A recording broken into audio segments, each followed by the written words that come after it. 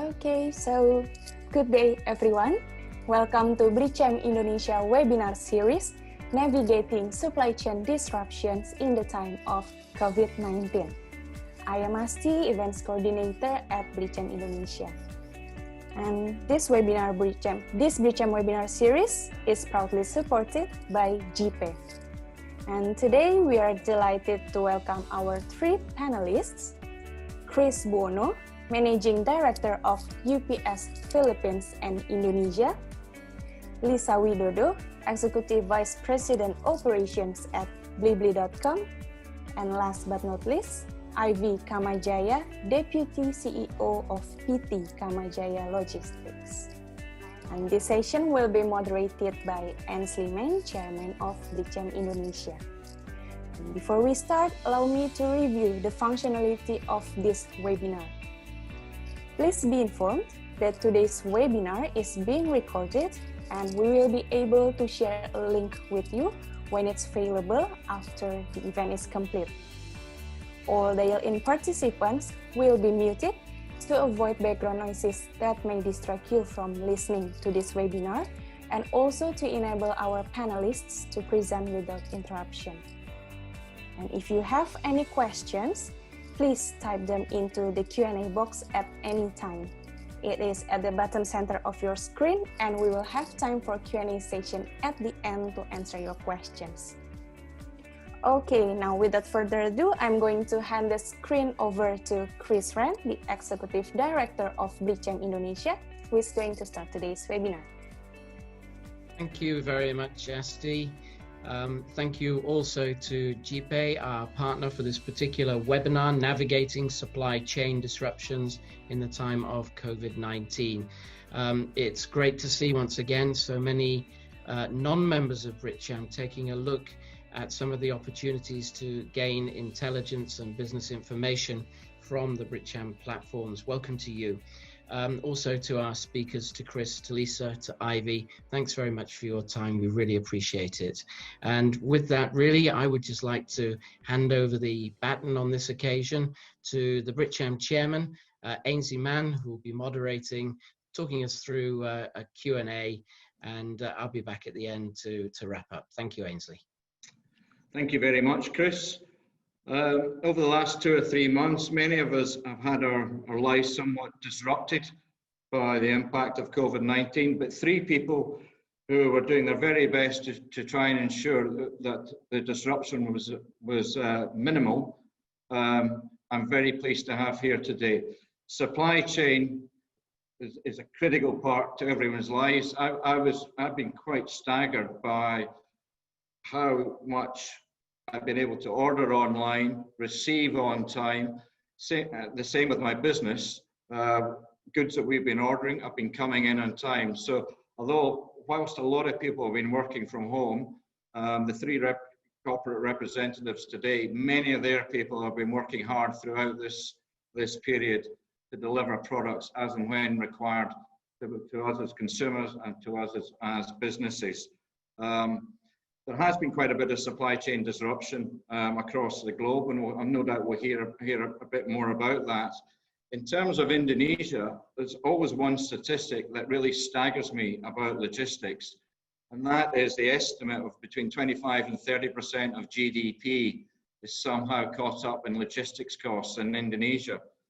That figure would be more than double Malaysia, and I think in many developed markets that figure would be 5%. So actually, when I think about it, Mr. Chris Wren, we should have probably done a lot more webinars on supply chain and logistics because it's such a critical cost component to many businesses here. What I'd like to do now is to briefly introduce our speakers, and I'm very pleased that I'll start with Chris Buono. He's currently the Managing Director of UPS in both Indonesia and the Philippines. Chris is currently in Manila.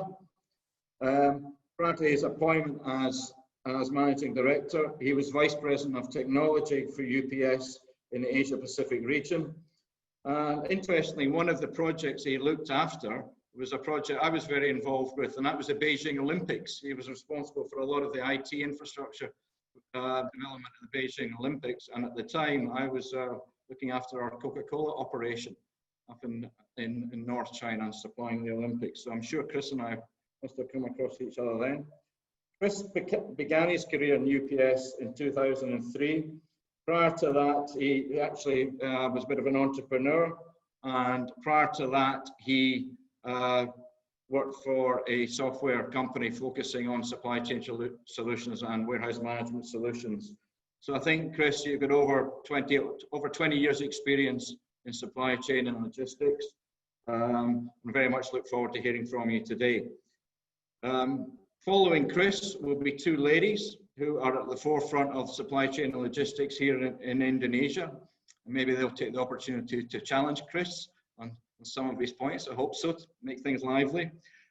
Our first lady, Lisa Widodo, she's the Executive Vice President of Operations at Blibli.com. Now, if I read out the functions that Lisa is responsible for, I think you'll be quite staggered.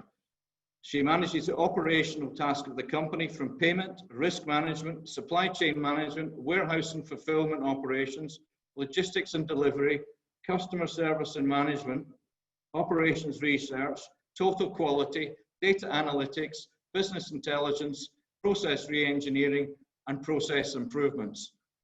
So I assume that Lisa's daily job is extremely busy. Previously, she also held positions as Executive Vice President of Product Management in Blibli for more than 6 years. She was responsible for building product strategy, product roadmaps, synergizing across business users, engineers, sales teams, program managers to deliver the right solutions and deliver the best user experience for the customers. She's got 20 years of experience working with multinationals. They would include Citibank, ANZ, Bayer Corporation, she's a mechanical engineer. She graduated as a Master of Science in Mechanical Engineering from the University of Texas in Austin. Lisa has also held UX certification from Nielsen and the Norman Group, as well as product management certification from the University of California, Berkeley, Haas School of Business. So that's quite a list of accomplishments there. And finally, I'm very pleased to welcome Ivy Kamadjaja from Surabaya. Ivy is the Deputy CEO of Kamadjaja Logistics, which is one of the premier logistics companies in Indonesia. They operate throughout the country. I think they provide services for many of the household brand names that we're all very familiar with. And Ivy has an awful lot of experience in this area, and a couple of weeks ago she was explaining to me some of the demands and the operational changes that have been forced on logistics companies. So I'm looking forward to hearing more about that. Interestingly, outside of her work, Ivy is the honorary counsel for the UK government in Surabaya Surabaya. She graduated from a Bachelor's of Business from the University of Technology, Australia, and has had years and years of experience in this business field. She's also won notable awards such as the Bronze Stevie's Award for Women in Business in New York and Marketeer of the Year in Surabaya. She has made countless appearances in seminars, TV programs, radio shows, and has been featured in magazines and print media such as Forbes and Globe Asia. So we have an excellent cast today, and they cover many aspects of the supply chain between them. So I'm looking forward to a very engaging seminar. What we've asked is that Chris gives a presentation and really sets the scene, reflects on some of his experiences over the last 2 or 3 months, maybe paints a bit of a picture as to how he sees things may be progressing in the future. So Chris, I'd like to hand over to you, and then after that we'll move into the Q&A and discussion. Great. Thank you, Ainsley. I do appreciate it. Good afternoon, everybody. I'm really pleased to join you on this panel discussion with Lisa and Ivy to talk about navigating supply chain disruptions during the ongoing pandemic. Big thanks to BritCham in Indonesia for bringing us all together today to really discuss the most pressing logistics issues that are facing businesses. So if you're not aware, UPS does enable commerce around the world. We are present in more than 220 countries and territories around the globe. And as a result of that reach, we are able to have a bird's eye view of the impact that the coronavirus has had over the past few months. The air cargo services we offer have been playing quite a pivotal role in ensuring that the time-critical shipments, whether life-saving medical supplies, pieces for urgent repairs, or inputs into the global supply chains, reach their destinations in a safe and timely fashion. So during exceptional times such as this, we remain committed to serve our customers in all regions by leveraging our network, with some exceptions where constrained by government restrictions. So give me an opportunity to set the scene for what we think most business owners are kind of going through right now. So as we all know, coronavirus has disrupted the world in an unprecedented manner. Apart from its immense physical and mental and social impact on individuals and families and communities, we do need to consider the disease's far-reaching and enduring impacts on economies and supply chains around the world. So recall that in January, the crisis was still limited to within China and parts of Asia and not really as widespread yet. And around late January and early February, we really started to see cases appearing in many more countries. And then bans on travel to and from China started to spread. Under normal circumstances, roughly half of global air cargo capacity is what we call belly cargo. This is where cargo is shifted actually in the belly of a passenger aircraft. And because of these travel bans and flight cancellations, we started seeing capacity reductions initially limited to intra-Asia and those from Asia to other regions. We saw intra-Asia capacity went down by 54% in the week of February 12th compared to January 25th through the 31st. Contrast this with the final week of March. By this time, more governments had not only imposed travel bans, but more of them began imposing a state of emergency and some form of city or countrywide quarantine or lockdown of the actual population. France, Britain, and India imposed their lockdowns. The EU began to bar any travelers from outside the bloc, and the US on March 26 became the country with the highest number of coronavirus cases. All this had an unprecedented impact on global air cargo capacity.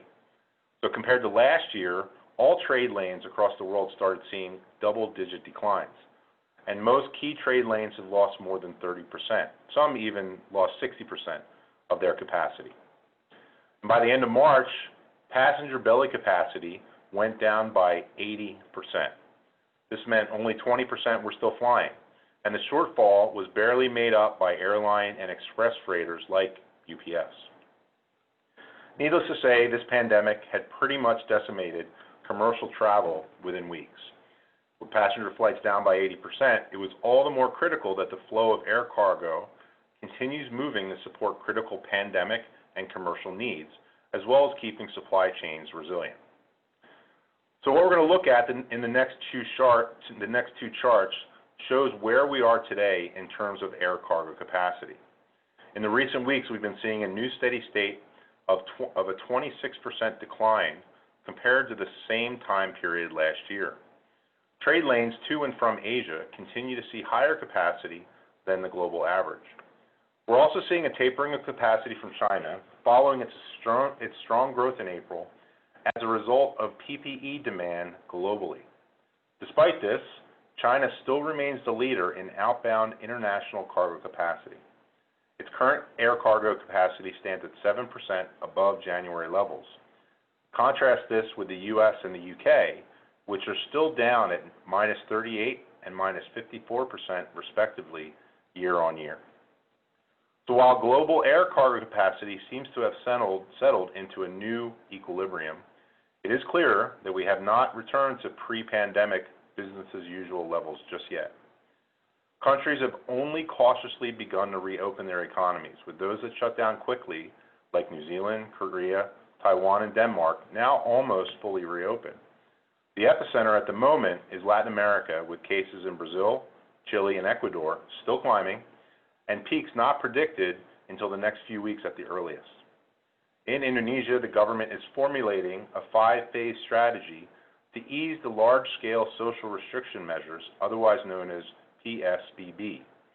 It is currently targeting a complete reopening by late July or early August. different parts of the country are easing their restrictions on varying timelines. For example, Jakarta's new normal transition commenced on June 5th, while areas like Bogor, Depok, and Bekasi are only set to ease on July 2nd. Surabaya recently announced its transition to the new normal from June 9th to the 22nd, after being on PSBB since April 28th. Domestic passenger flights are now allowed, however, they do operate on a limited schedule and with some restrictions. So, what are the realities faced by businesses as a result of all this? On the macroeconomic front, the Organization for Economic Cooperation and Development, or OECD, is looking at a 6% contraction for the global economy in 2020 as a result of the pandemic disrupting global supply chains as well as international trade. Should there be a second wave of the infection, a 7.6% contraction is expected, with recovery falling well short of pre-crisis levels by the end of 2021. So the prospects are quite sobering, and underlying this are the supply chain issues that businesses are facing on the ground as a result of the unprecedented disruption. So let's take a look at some of these main challenges and trends that businesses are actually seeing. So as we talked about earlier, reduced air freight capacity. Next slide. So global air cargo traffic, as we said, plunged drastically as a result of the pandemic, and it is still down 26% year on year. Common carriage, air freight capacity, coupled with the surge in medical cargo, has put a complete strain on the supply chains of many, many businesses. Workforces working remotely. So the pandemic has also disrupted multiple nodes in the supply chain for many businesses. Some industries like manufacturing just can't work from home, right? Lockdowns have halted many production lines due to stay-at-home workforces. Affected suppliers upstream also contributed to rising costs from a shortage of raw materials, with some businesses even shifting to secondary production sites or backup suppliers in other regions as a result. Number 3, closure of retail shops. Lockdown measures in many regions have also shuttered brick-and-mortar establishments. Faced with the prospect of either halting their operations entirely or shifting exclusively online, we have seen companies big and small alike not only accelerate their pivot to digital channels during this lockdown, but also looking at new sources of revenue, such as clothing manufacturers shifting towards production of cloth-made face masks as a PPE alternative. Number 4, e-commerce fulfillment changes. So this is a natural progression from the shift to e-commerce combined with a work-from-home population. As Ainsley said, he's been ordering quite a lot at home and probably propping up his local e-commerce markets as we speak. With consumer shopping migrating online, UPS even saw an e-commerce volume growth of almost 12% internationally, with the U.S. seeing a 19% rise during the first quarter. Businesses that were used to traditional wholesale distribution models were now faced with the challenge of shipping the products to consumers directly and now in quite a large volume. And lastly, increase in demand for critical healthcare products. The global demand, as we have seen, for medical supplies, equipment, PPEs, protective masks, gloves, ventilators, and virus test kits necessitates specialized healthcare shipping solutions. This often means end-to-end supply chain visibility for temperature-sensitive cargo, such as test kits and their constituent chemical reagent, which in turn requires specialized service providers. So as we can see, the pandemic and its knock-on effects of lockdowns and movement restrictions have wreaked havoc on global supply chains and economies. It is going to take a combined effort from governments, corporations, businesses, and individuals to overcome what might be the greatest threat to our generation. So I'm proud to say that UPS has absolutely been on the front lines of this effort. We are doing our utmost to help businesses work around their challenges with a variety of solutions to utilize at our disposal. So from helping businesses accelerate their shift to online distribution models, to even automating customs processes and paperwork so that businesses can still continue to operate even when their workforce is actually not physically present, there has been a tireless effort to continue to ensure that we keep these supply chains moving.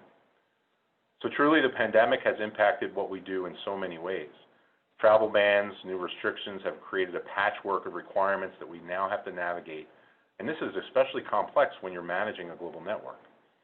An issue affecting one specific node of our network now has ripple effects on the entire network. So we have to tackle these all the time in normal circumstances, but the pandemic has generated issues in multiple places all at the same time. In spite of the difficulty, we and our partners in the industry, I truly feel, have risen to that challenge. We have had to continue to work with governments to secure solutions that allow us to continue to deliver our service. We've added capacity of more than 200 flights to keep critical supply chains moving. And for the final mile, most governments have designated our service as essential, including in Indonesia. And so we're allowed to continue delivering every day. So having been granted these exemptions, we recognize that we have both a privilege and a responsibility as an essential service to continue operating during this challenging period. And UPS has and will continue to remain committed to working with governments and businesses to pull us through this challenging time. So in closing, I want to share a couple key takeaways before moving to hear the diverse industry views from all of our esteemed panelists. The depth and magnitude of this whole episode has caught up many of us by surprise, and organizations are really looking inward. So preparing for the next Black Swan event, as we call it, ultimately means businesses need to consider more than just the business as usual scenarios and plan for disruptive events with really speed and agility.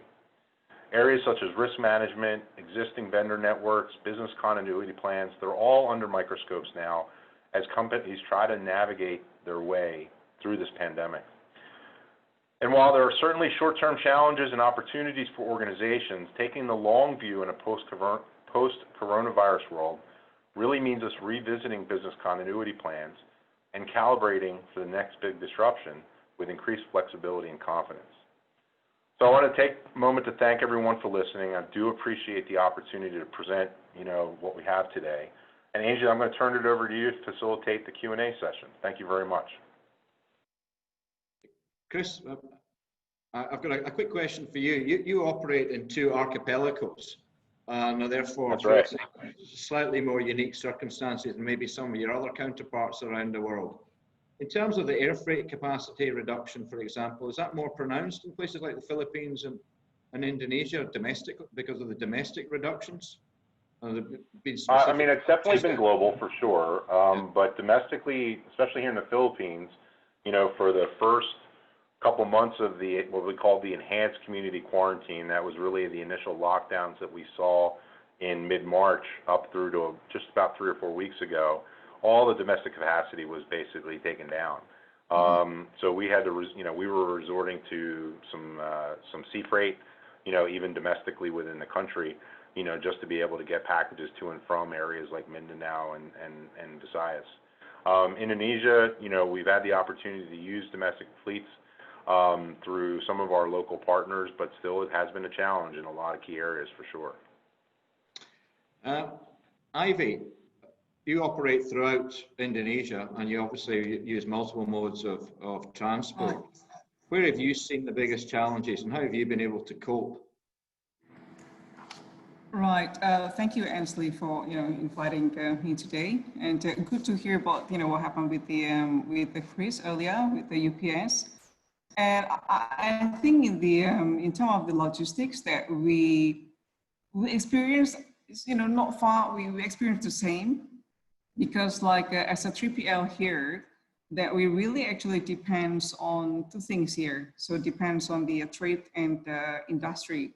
So for the past actually few months before this, because I think COVID starting, here in March, but earlier in December and January, we have another issue actually earlier when when China have a lockdown in Wuhan and everything. So we have a difficulty earlier. We have a challenge, with the export and import and everything.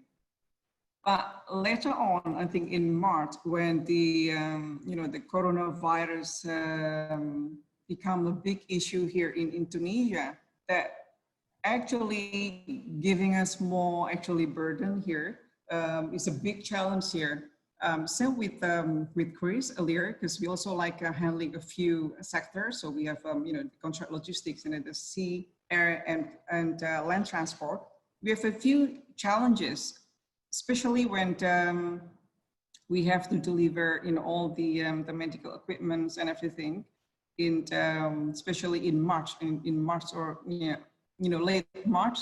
It's really challenged. When the airlines, they cannot fly because of the lockdown and everything in Papua and almost like all across Indonesia. So we really have to switch, switch the transportation's mode, and we're trying very hard to, deliver really all the medical equipment and all the, all the cargo that we have. So we're switching to the sea freight, and we use all the, the RoRo, the roll on roll off, any kind of a transport that we try to reach to the customers, to the end user. So it's a big challenge. The other challenge is like, becoming like after March and April and May, then we face with, with the high safety and, safety protocol of COVID for our operations. As you said earlier, like Chris, Lisa, and our company, Blibli and everything, we are the frontliner because our team have to be there doing all the warehousing and everything and doing all the delivery. But on the other hand, we really have to scale up our safety. So it becomes more complex, I think, with all the, we have to use all the safety, the mask, the goggles and everything. So the cost, I think then, when you come to that at the end, it's a tough time for everybody, for the customers, but I believe it's also tough for all the logistics player like us, while, the cost is also becoming more and more like, impacting all in the process. We're trying to find a way here right now. So how to cope with this actually, because as you know, whether these customers also like demanding saving, they want some competitive, but on the other hand, they want like a very high, strict safety protocol and everything. So it's quite challenging, I think, for us to balance this thing, Ansley. Yeah. Lisa, can I ask? Ivy was describing, and Chris was also describing how they have to sometimes change modes of transport, governments closing down air routes, literally overnight, everything has to change.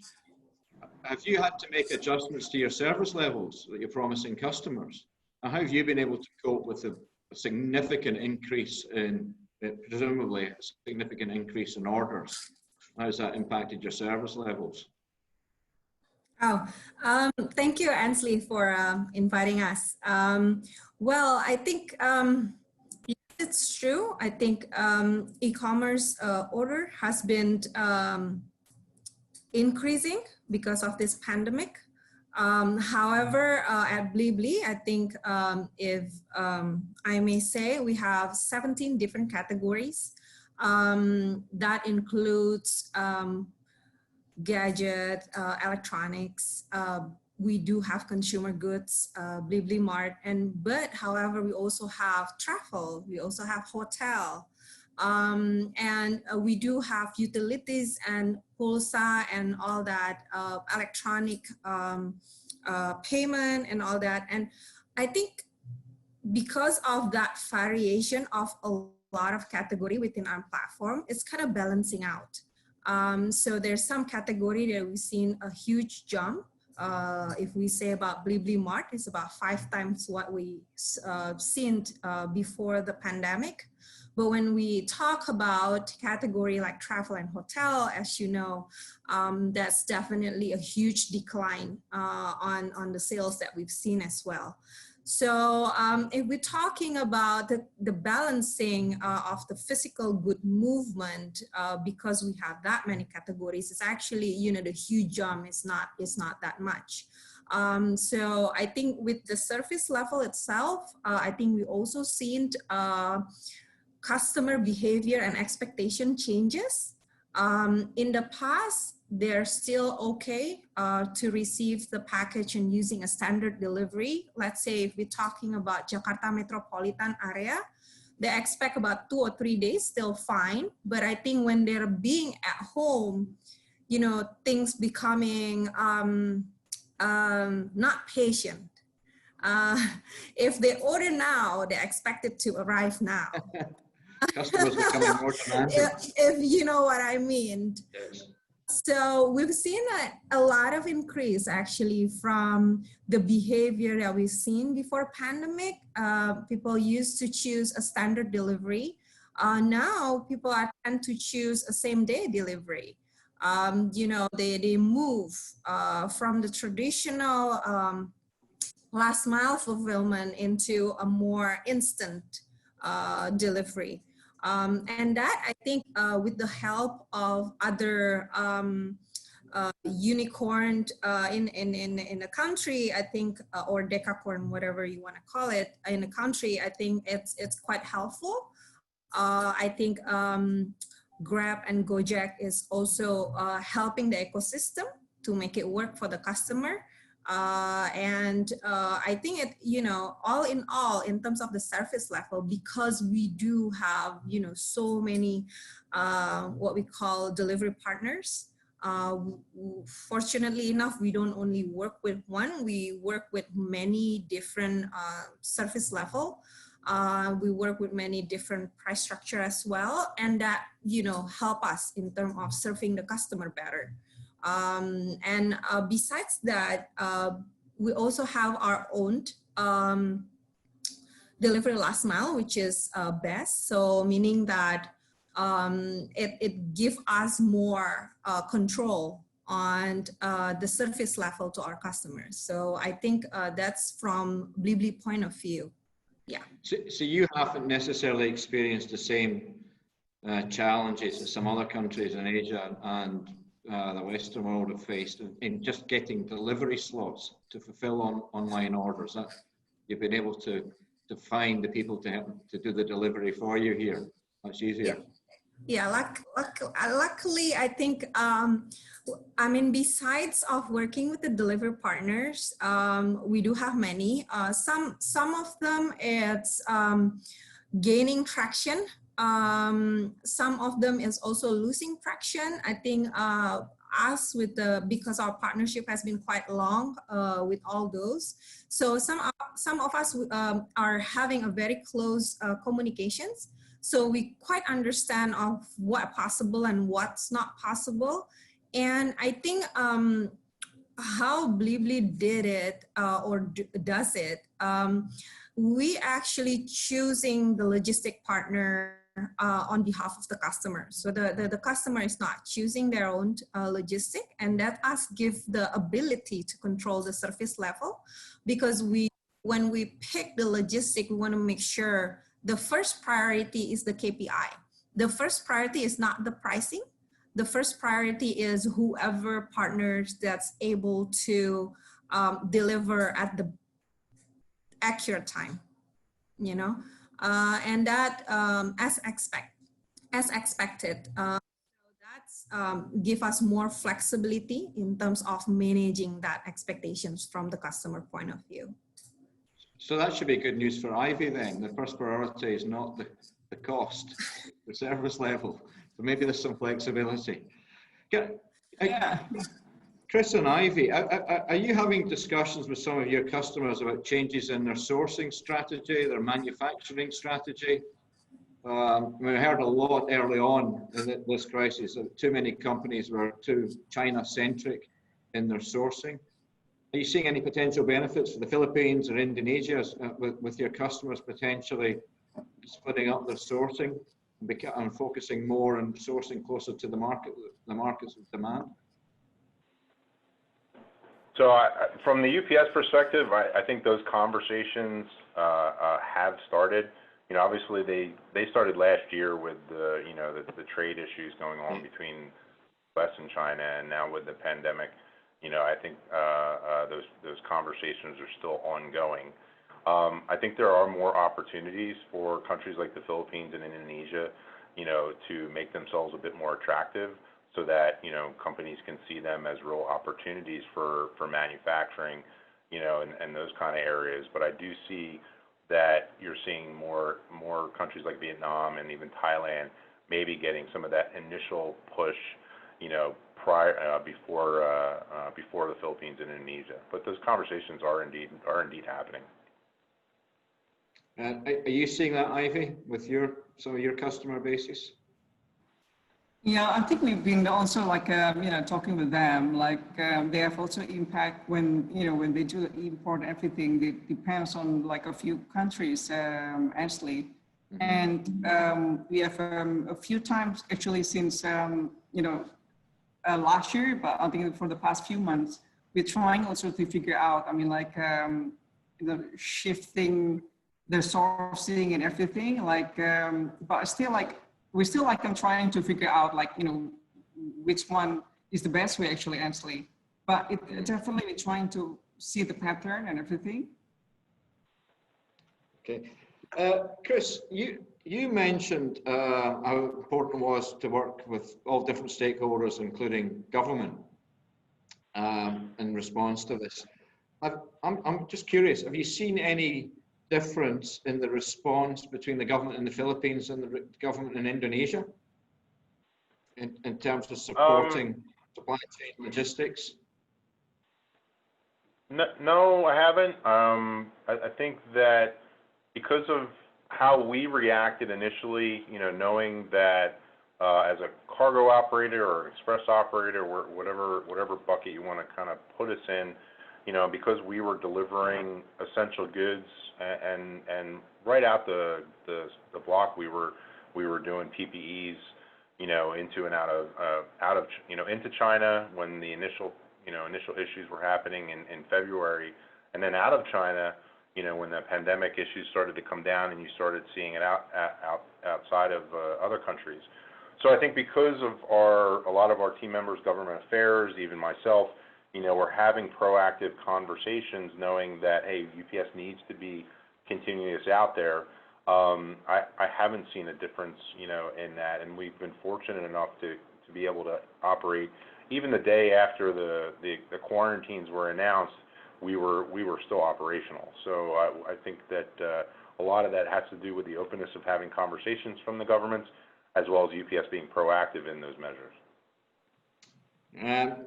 Ivy or Lisa, do you have any reflections on how the government's responded here to assist on the logistics side? Yeah, I think for the past, Ansley, for the past few months, you know, I've been engaging also with the Kadin, you know, with Chamber of Commerce in Indonesia and a few, you know, friends from in Jakarta.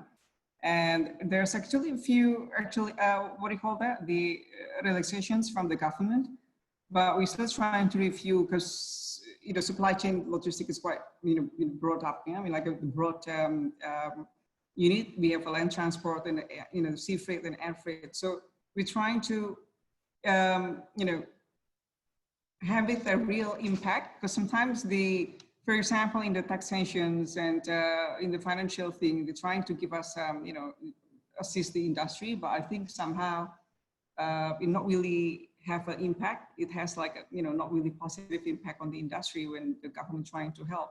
So we're still trying. I know there's a lot of things the government tried to do to help this the industry, but you know, we're trying to push it again that so that the you know, the what do you call that? The rules and the new regulations and everything has a real impact on the correct and the right industry, actually.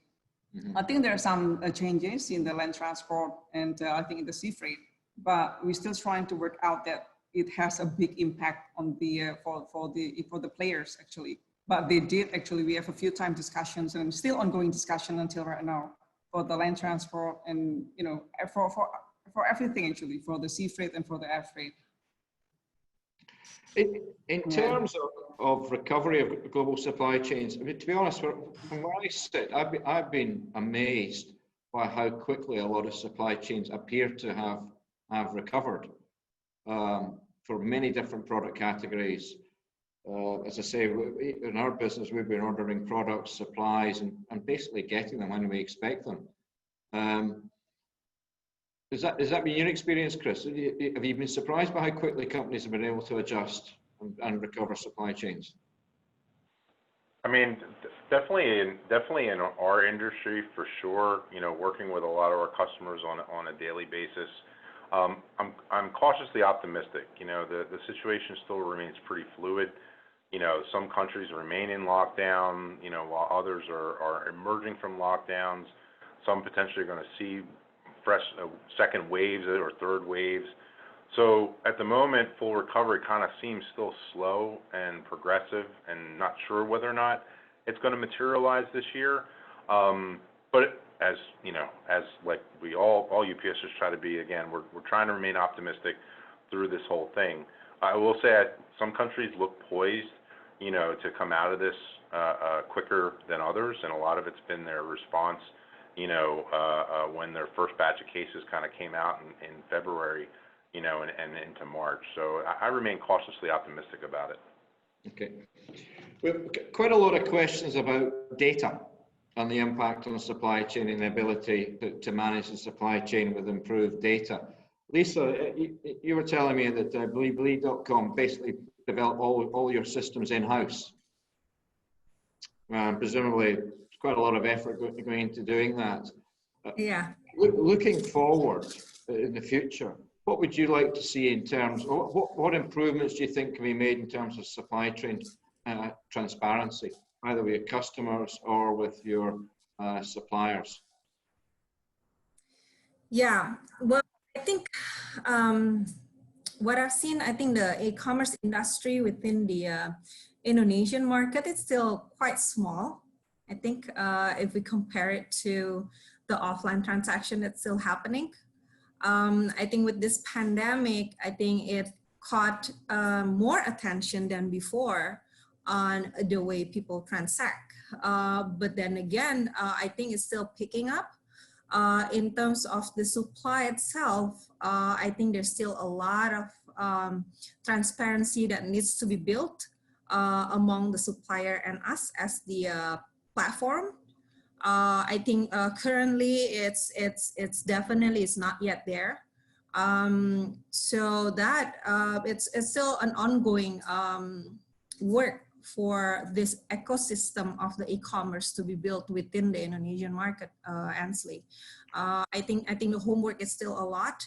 But then again, I think just to continue on your question earlier in regard of the government, I think because of this pandemic, I think we know, as we all know, Indonesia is very strong in terms of our UMKM, small medium enterprise. You know, and that I think the government is trying to ask for help for a lot of the e-commerce platform like Blibli, to kind of making sure that all the players of the UMKM understand on how to leverage e-commerce platform like us. And that also has been quite focused in Blibli. I think we have one dedicated category called Gallery Indonesia, which is, it's pretty much all the Indonesian producer of local products that we want to actually embrace and giving access to all Indonesian populations market, and you know, trying to go back to the roots of the local producer has to offer too. Yeah. That seems to be quite a common theme throughout the world. There's more a focus now of sourcing locally, yeah, for the local market, which in a way is also going to be a good thing for Indonesia, we would hope. Ivy, as a 3PL provider, in terms of your systems, is that an area where you're going to make large investments for supply chain visibility?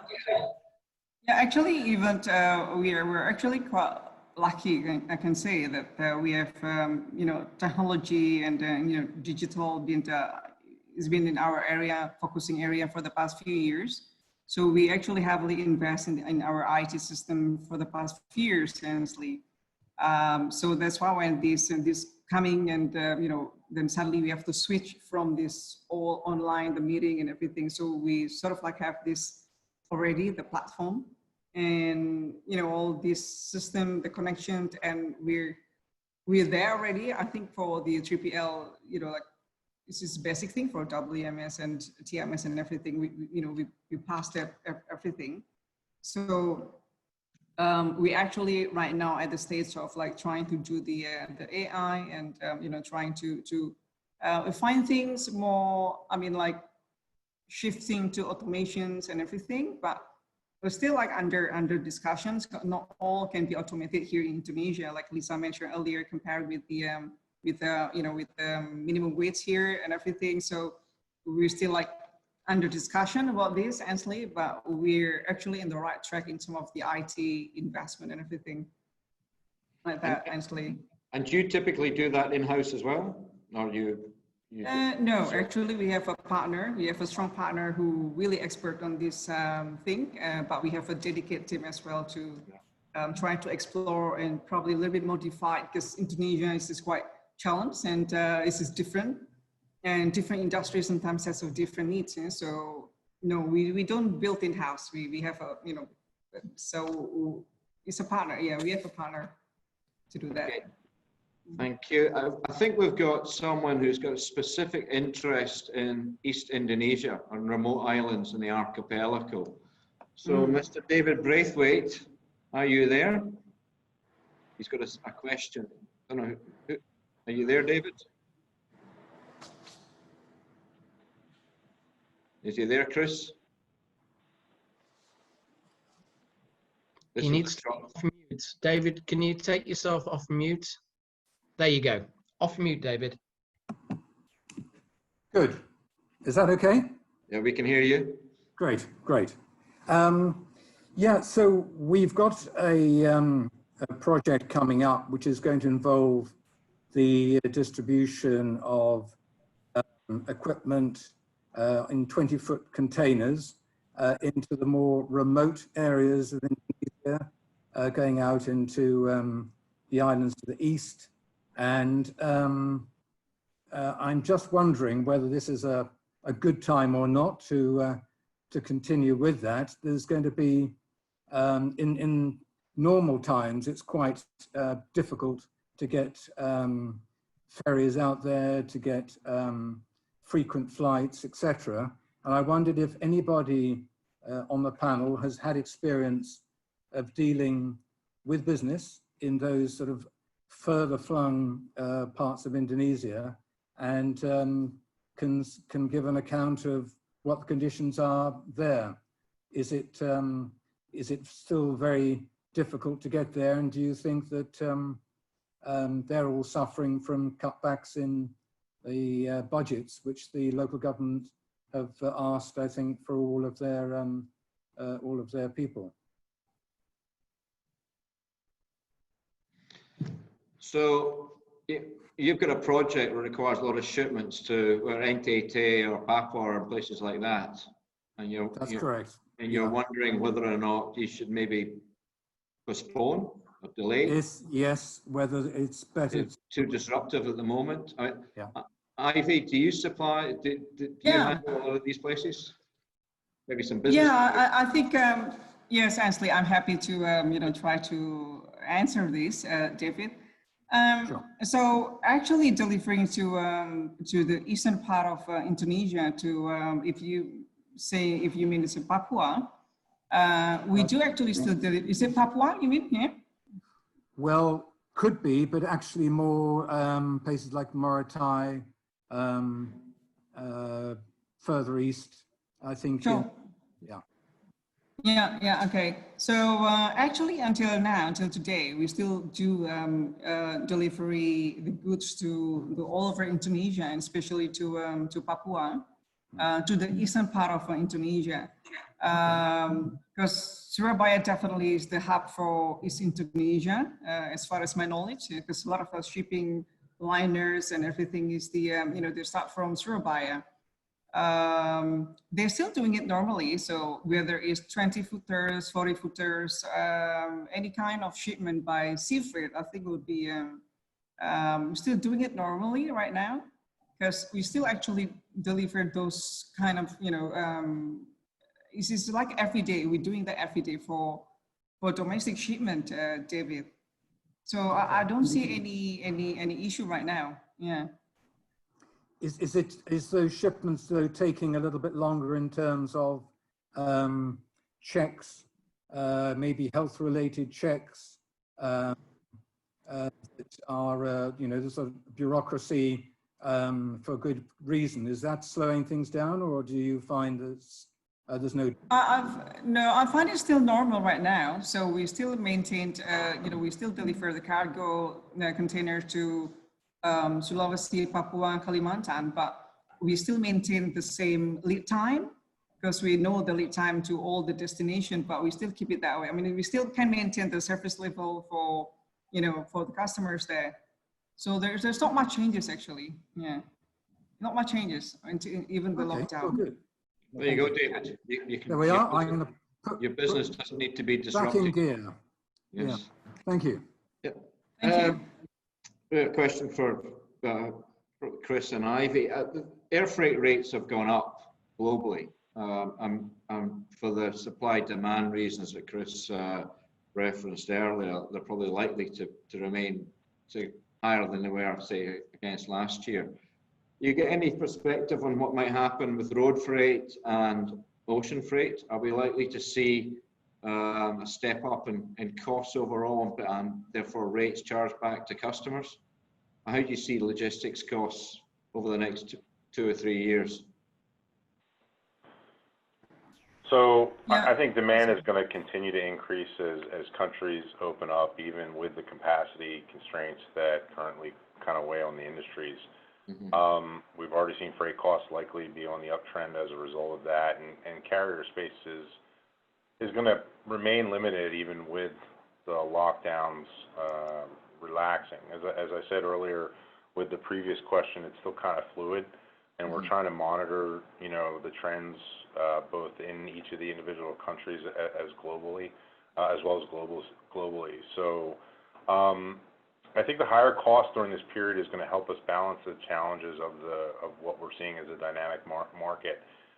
You're seeing customers, obviously, who have been previously used to sea freight, or air freight, moving to express because that capacity was the only thing available. And, as some commercial carriers come back, you may see a little bit of an exodus to those, back to the traditional forwarder model. But given that some of those commercial carriers have some time, to make up, right? If they haven't operated for 2 or 3 months, you may see a spike, in those rates, and as a result, maybe they continue to work with, existing express carriers, like us or our industry partners. So it's really kind of difficult to determine. I still think we're gonna be in for a little bit of a run, of rates being on the high side, probably, I would say through this year, but again, depending on how the lockdowns in individual countries go, depending on reopening of specific areas and whether or not specific industries come back is really going to be impacting what those rates look like. And what do you see happening in Indonesia, Ivy, over the next couple of years in terms of rates? Yeah, honestly, this is quite unique here in Indonesia, because the domestic shipment, within Indonesia, is actually not regulated by the government. So it really depends on the market, like a few players mastering this area. So even without, it's really actually volatile. It really depends on the, the seasons and everything. So with or without COVID, I think even right now, before COVID, the freight is already higher.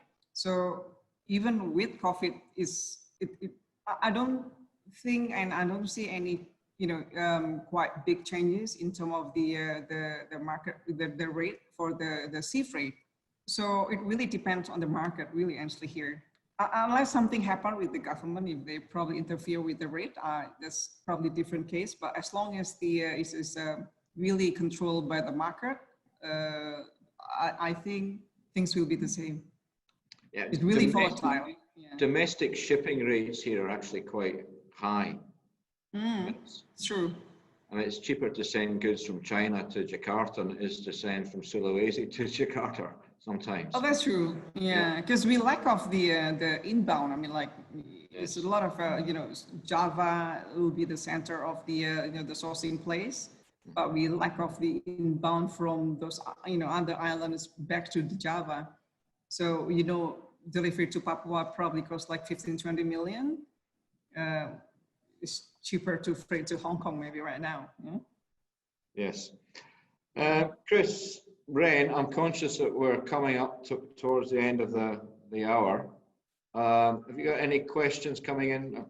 I'm struggling to read the webinar chat. Any questions coming in from people want to pose? See if I can get it back up. Quite a few people have asked, this will be a question for all of you, have you been able to adjust to the new safety protocols easily, or to ensure that your staff are well protected at all times? Has that been a challenge? Have you had to reduce manning levels until you're able to adjust accordingly? Yeah, so from the UPS perspective, I think listen, we're all human beings, right? A lot of us are, there's a lot of fear going around, and part of it is, at least for me and my management team, both in the Philippines and Indonesia, was having direct conversations with people who were either delivering goods, those real frontliners who are going out every day doing pickups and deliveries, as well as even, the folks that are in our warehouses, in our hubs, moving packages through, through our network. Showing our face and being out there with them, I think, helped ease that. But at the same time, absolutely, you have to make sure that you have the right, equipment. You have to make sure that you have the mask, you have sanitizer, you're doing regular disinfection, because otherwise, and plus you have local guidelines to consider as well. And I think initially, in the first week or so, we maybe we had some trouble getting supplies, but once you kind of get into the routine, it's hard to imagine life pre-COVID now. Honestly, it's weird, and so I think we've adjusted quite nicely to that, and try to adjust people's concern as they come up individually and collectively. Ivy, Lisa? Yeah, I think we have probably the same issue like in the beginning, actually, because it's like suddenly we have to wear everything, goggles, masks, and everything.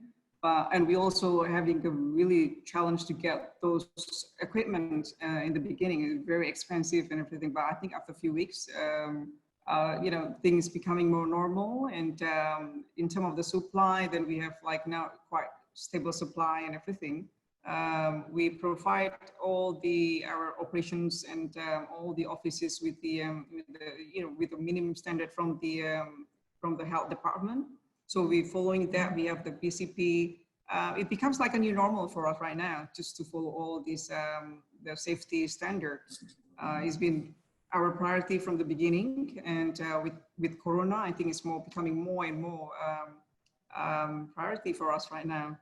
The challenge, I think, Ansley, once they leave, we can always remind them when they're inside the properties.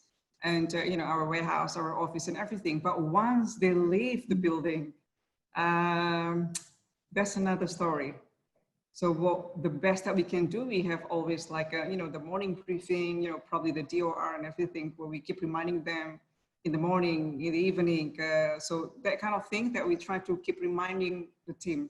So we do all kind of the media, internal communication, just to reminding them how dangerous actually is this COVID thing, and we really put their safety at our priority, Ansley.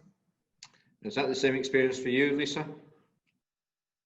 Yes, of course, because we need to focus on the safety of our employee and also the trust from our customer buying at our platform. I think it's really necessity for our staff to actually change the behavior of the safetiness is not easy. But we do everything we can to make sure that it is very important, because this pandemic, it's unseen to everyone, and it is really what we call the new normal. So I think everyone needs to understand that impact, and anyone needs to really think on the safety of the consumer that really buying our products. And I think I'm just gonna see it as surfacing the customer by doing this, because it is really unseen virus that we have. Yeah, when I look at it, sometimes being able to this epidemic and the education we're able to do with the staff, actually it's improved the way we operate and take care of each other and respect each other at work. There's actually some positives to come out of this, and I don't know how you feel, but some of the changes were made. Actually, we probably should have made them in the past. I know, yeah, totally. Yeah, I think you know, being cautious, being really care and rethink again. I think even we implement on end of March what we call as a contactless shipping. So we do have that in place. So we just took a picture. We don't need any signature when we're handing over the packages. You know, 2 meters away. You know, all those behavior needs to change, so people get more comfortable. And we also seen a lot of empathy coming from customer as well. We've seen our courier getting vitamins from our customers. You know, getting drinks and all that. And I mean, you know, the humanity is there. I think we're taking it as part of the new behavior and new empathy in the new world. Yeah. Well, I think that's a very positive note to conclude on. That's great. I mean, it's people talk about the new normal. Personally, I don't like to talk about a new normal. It's just an adjustment. Businesses have to adjust periodically, and this is one of these adjustments we have to make. Chris, Ren, are you there? I think we've run out of time, haven't we? We're more or less running out of time. There have been a couple of questions around this issue of regulation. You want to fire away the ones I missed? Ivy, you mentioned that Indonesia is is fairly deregulated, or there is no regulation around domestic logistics, and a couple of questions around whether actually regulation would benefit the sector, which seems a bit strange from a chamber point of view, because most of our lobbying tends to be around trying to get loosen bureaucracy, not to create more of it. But what are your views on that? Do you think it would be beneficial to the sector?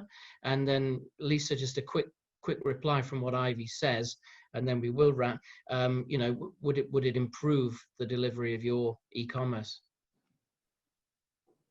Thanks, Chris. I think this kind of you know, this pattern been here for so many years already in the domestic market, and I think is in my opinion, I think by far.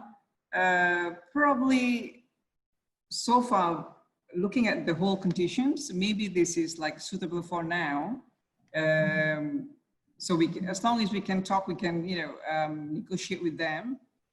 That will be better, probably, Chris, right now. But somehow, in a certain point, I think we need to regulate in certain area. But for now, I think all the 3PLs, all the customers probably also enjoying this, you know, this kind of market right now. What happened in Indonesia, Chris? For now, okay. Yeah. So it works at the moment. It's not broken. Don't fix it. But maybe later it will need attention.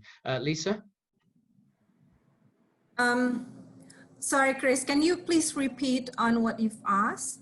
Do you think the delivery of your overall e-commerce product would benefit from tighter or the introduction of regulation with regards to domestic logistics? I think eventually everyone needs to adjust on what the regulation's gonna be. I think again, as I said before, I think it's for the good and the better of the consumer. You know, that trust needs to be there. I think we're, as the provider of services, needs to follow, because otherwise this pandemic will never end, or at least we'll never be at peace. Virus. So I think, you know, I think we also need to learn. I think what's a good thing as well about this is what we've seen is opportunity to actually revisit of what we've done in the past. We've been able to do a lot of process improvement and push a lot of, you know, low-hanging fruits that we've never looked before. And that give us more efficiency internally, I think. I think with this pandemic, I think it pushed a lot of company like us, especially who operate at the big scale, on how to do more efficiencies and getting a lot of cost reduction on different areas. I think it give us more creativity in terms of tackling the issue. And hoping that the new balance would be the new world with the new norm. I think you know, we need to do what we need to be doing. I mean, it needs to be done for the safety of everyone. Thank you very much. And I think, as Ainsley mentioned, that we're finishing on a great positive. It's a double-edged sword. I think Indonesia, from a logistics perspective, is quite heavily regulated. For example, it's very difficult for foreign companies to operate in this market, whether it be shipping, airlines, or whatever. So there's quite a lot of regulation here that maybe doesn't encourage as much competition as there perhaps could be. And the more competition, you tend to drive innovation quicker, efficiencies quicker, and ultimately costs start to come down. So yeah, you can ask for. Be careful what you ask for. That's all I'm saying. Okay. Ainsley, thank you for that. And as you said earlier, I think there have been a number of positives that have come out of this particular conversation. Thanks for leading the conversation, Ainsley. Thank you to our panelists, to Chris, UPS, Lisa from Bli, and also Ivy from Kamadjaja Logistics. Thank you again to our sponsor and partner for today, JIIPE, and to other businesses that are out there watching these webinars. We are very much open and looking for partnership opportunities from you, and we have a very flexible approach as to how we can bespoke them and put them together for you. Just to bring your attention to a couple of webinars coming up. In Love with English Football is on Thursday, and it's taken a bit of a twist, the panelists for that one, because this is about Tranmere Rovers Football Club, which has been actively involved in the twinning between Liverpool City and Surabaya City, and also Oxford United. Both of those teams are in League One in English football, and last week that particular league decided it would finish, it would not restart the season. That has meant Tranmere go down automatically, and Oxford get the chance to play in the playoffs to go up. Hugely contrasting fortunes, but the one common thing between both is they both have Indonesian investment from Bakri Group and Santini Group, and we'll be joined by the Tranmere chairman as well, Mark Palios, who was in fact the former chair of the Football Association. So that's going to be a very fascinating conversation, in particular understanding what is behind their interest and investment in English football, and how does that investment benefit bilateral relations between the UK and Indonesia, trade, communities, the development of football, and a whole load else. And then the following Tuesday the 23rd, so I'll just highlight two of a number coming up, we have a farewell State of the Nation presentation by Sumit Dutta, the President Director of PT HSBC Indonesia. They're also the BritCham patrons as well. Summit will be leaving after more than 4 years on June the 30th. He usually says a few words to BritCham members and guests at our AGM, which on this occasion, of course, has been postponed. And he will be joined representing the property sector by Cushman and Wakefield, and also representing retail and a transition to e-commerce from Mitra Adi Perkasa as well. So that is on Tuesday of next week. With that, I would just like to thank all panelists here present. Thank you very much for the time that you have given to BritCham's members and all of those guests, and a reminder to those guests, please, our team are noticing that you've been enjoying and taking advantage of these BritCham offerings, and we'll be pitching you for membership when things get a little bit more back to normal. Kamadjaja Logistics needs to be a member. Sorry? Ivy's company, I think, needs to be a member. Oh, absolutely. She's nodding there, aren't you, Ivy? Aren't you, Ivy? You're nodding. Yeah. Thank you for that. To everybody, as usual, our message: follow guidance, stay safe, and we look forward to seeing many of you and many of your friends and networks on future BritCham webinar offerings. Thanks very much. Thank you. Thank you.